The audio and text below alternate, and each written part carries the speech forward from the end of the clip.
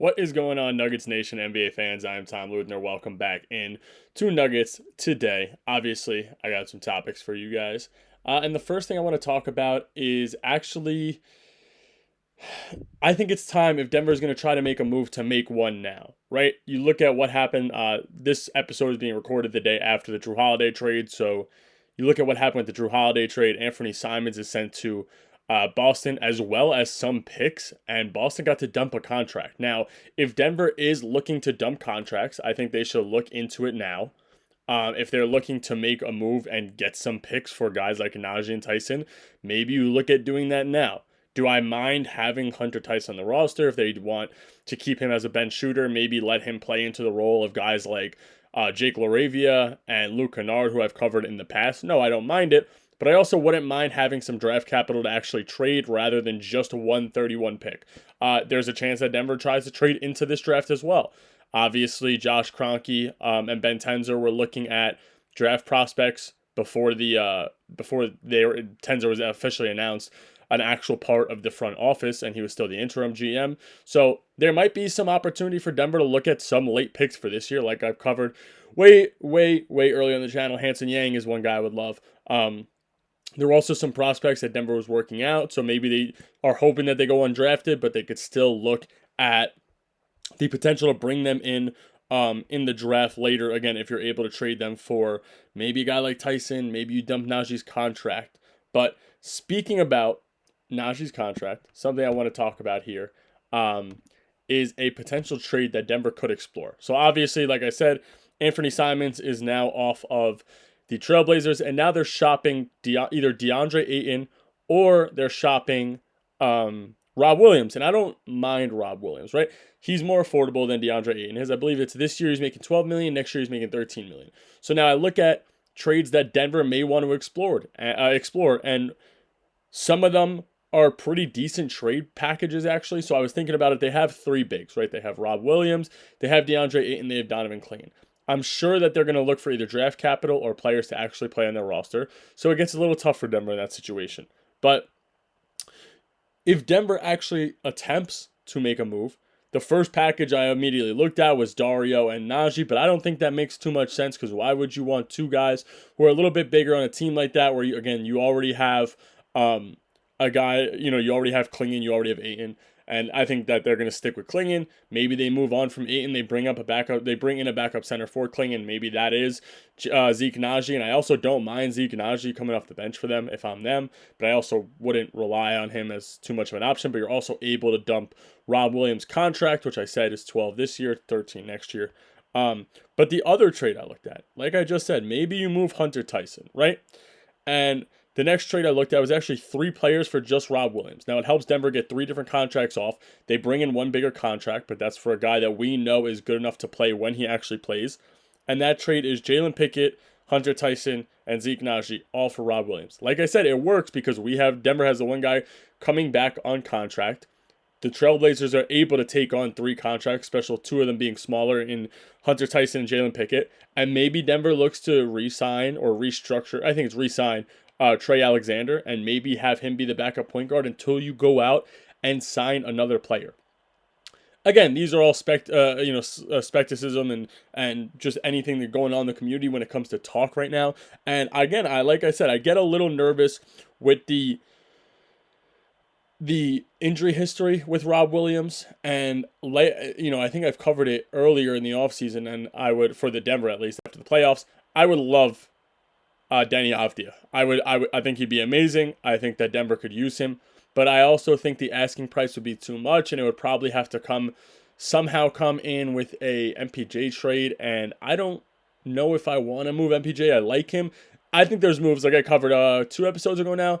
There are multiple moves that I would do to dump MPJ, and that would have to come for a haul. Do I think Denny's good enough? Sure. But do I also think that MPJ has been a big part of the offense? Sure. Do I love his contract? No. And if you watch my earlier episodes, when the channel started up, I was talking about moving MPJ as soon as we can. And I think I've come off that a little bit just because I realize that he is a big part of Denver's team.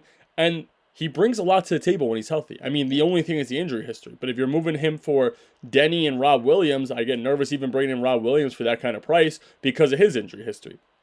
But MPJ is a 6'10 sharpshooter who works around Jokic. Sharpshooters work around Jokic. It helps. You have Aaron Gordon who's able to run that baseline. You have Peyton Watson who's able to run the baseline. And hopefully he develops into a better offensive player under the basket.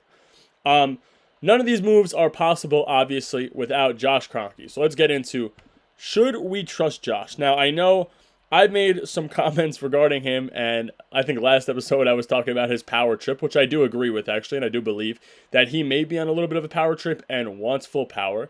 But at the same time, in the first presser that he had when he fully announced Adelman as the coach, and just a side note, this is coming out, or this is being recorded before the presser, so I want to have an entire episode just for the presser that's going to happen with Wallace and Tenzer later today, actually. But if you watch the first presser that he had with David Adelman, he made it clear that he understood that Jokic said there wasn't enough help, especially off the bench, and he wants to make a move. Now, I hope that we can really believe him as fans, and he actually goes out and makes a difference in this Denver organization now, and goes and finds the players. I think the one thing that I was talking about last episode that I also, it sort of like caught my attention a little bit, and I've been thinking about it more today and yesterday, that he tried to get in on the KD sweepstakes. Now, maybe there's not enough there, and supposedly other teams are pivoting towards Malik Monk. I think they said Malik Monk, maybe Zach LaVine, DeMar DeRozan, but if Denver's able to go out and make a move for Malik Monk without getting rid of MPJ, that's phenomenal. Without getting rid of Aaron Gordon, that's phenomenal. If you get rid of two bench pieces and go get Malik Monk. But I also think that we may actually have to give Josh Kroenke a chance. I know that, again, going with the weird management in Jokic's prime years is sort of nerve-wracking and frustrating. But at the same time, I also don't want to give up way too early. And he actually goes out and makes some moves for Denver that can actually turn the organization around or flip it.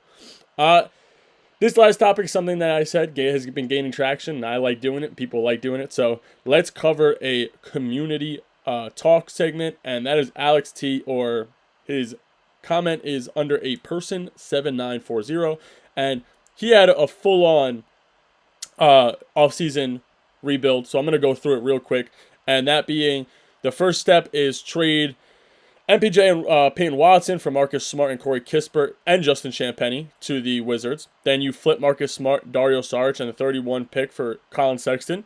You're reducing the salary cap under the tax line, so now you use that $14 million on the NTPMLE instead of a tiny little $5.5 million TPMLE, which I agree with. I don't mind those moves. I'll get into it in a second. Then you sign Nickeil Alexander-Walker to a $48 million 3-year deal, make him the starting shooting guard, move Christian Braun to the small forward. You sign Marvin Bagley or Plumlee as a backup center. You waive and stretch Zeke Naji to open up more money. Then you reduce the salary by $12 million or so, and you can now afford to re-sign Christian Braun next offseason. Bruce Brown wants to come home, you'd have to give him a minimum for him to come in. Now, I know that was probably quick, but the team would probably look something like Jamal Murray, Nickeil Alexander-Walker, Christian Braun, Aaron Gordon, Jokic, and a bench of Sexton, Kispert, or Kispert or Champagnie at the 2 and 3, Teron Holmes at the 4, and Bagley at the 5. Now, I don't mind that at all. I just think that is a little too much money for Nickeil Alexander-Walker. He's been in the league for a little while, and I'm not saying he's not good. I said that I've wanted him on the Nuggets for a little bit. I've covered that earlier in the episode, or a couple episodes ago. But at the same time, I don't know if I'd want to give him a $48 million deal, right? And I know that's not a money when you think about the years, 3 years. He gets to break that down. But I don't know if I really want that. I don't know if I want to go out and give a guy like Nickeil Alexander-Walker that money. Do I like the moves off the bench where you have Kispert, Champagnie, Sexton, maybe Bagley? I would rather Plumlee than Bagley. I think Bagley's just done. He had his chances. I loved him at Duke, but sometimes it just doesn't work out for players. But I also wouldn't mind Denver keeping the 5 they have now if they're able to, or if you're able to get maybe a better move for Michael Porter Jr. and you're able to rack up 3 or 4 players. I think I've covered some Bulls packages because I know the Bulls are looking to rebuild. And maybe they go out, they get hurt, or they get Patrick Williams if they're able to include him, who I know needs to step it up. Or you get a guy like Aya, or you go out to the Kings. You get, again, like I said, if you're able to keep him in a Malik Monk deal, but you get Ellis and Monk, and and maybe even Valanciunas. And I think there are so many packages that could work for MPJ. I just don't know if I'd be willing to give Nickeil that money, strictly because this is the first real great season he's had. But I don't mind, again, like I said, I don't mind the bench moves. I think that bench of Sexton, Kispert, Champagny, Holmes, and Bagley, or Plumlee, I said, on the bench is a great move. But let's see what happens. Hopefully, this presser has some good news for us later today, and I will be covering that in 2 days now, or tomorrow now. So, like I said, keep those comments going. Let me give me some more topics to talk about. I hope that I'm able to have an entire episode off of this presser. So let's see if that works out. And I will see you guys tomorrow. Make sure to hit that like and subscribe button. Let's keep it going. I'll see you guys tomorrow, Nuggets Nation.